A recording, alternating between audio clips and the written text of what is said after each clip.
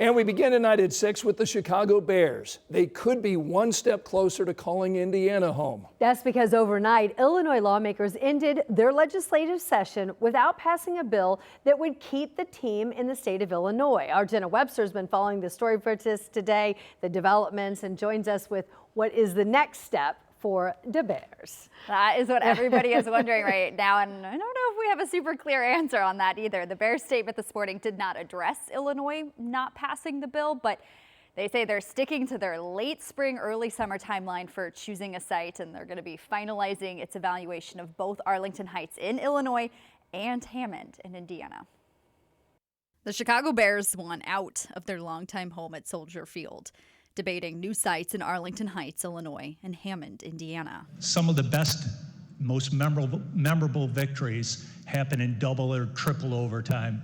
That's what we're doing here tonight. I ask for your votes. But Illinois lawmakers can't seem to agree on a way to keep them in their state. Have all voted who is.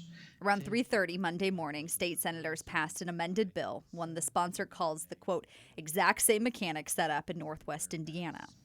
It would create local stadium authorities in Cook County that can own and finance pro sports stadiums, meaning the Bears escape paying property taxes on the stadium. But it was very hastily crafted. It's a really late idea. And as we heard from the Speaker of the Illinois House this morning, they just felt like it came too late. They had not had time to review it. The Illinois House adjourned for the session without taking a vote on the bill, leaving many wondering what's next for the Arlington Heights property the Bears bought 3 years ago. The Speaker of the House says discussions will continue this summer.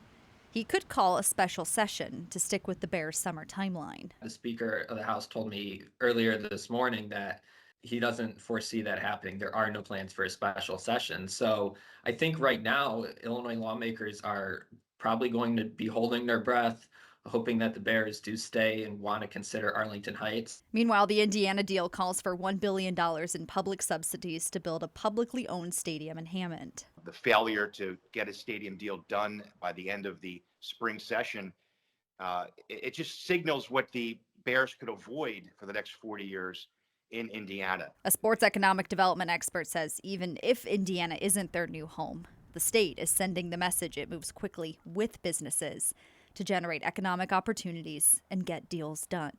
But for now, all eyes are on the Bears to make their final decision. Now, if the Bears do choose to leave Illinois, that state expects to lose $1.3 billion in economic impact. That was at least the estimate when the team announced it was planning on building this new site in Arlington Heights. We have not seen any estimates for what a site in Hammond, what that could mean for economic impact for the state, but $1.3 billion for Illinois.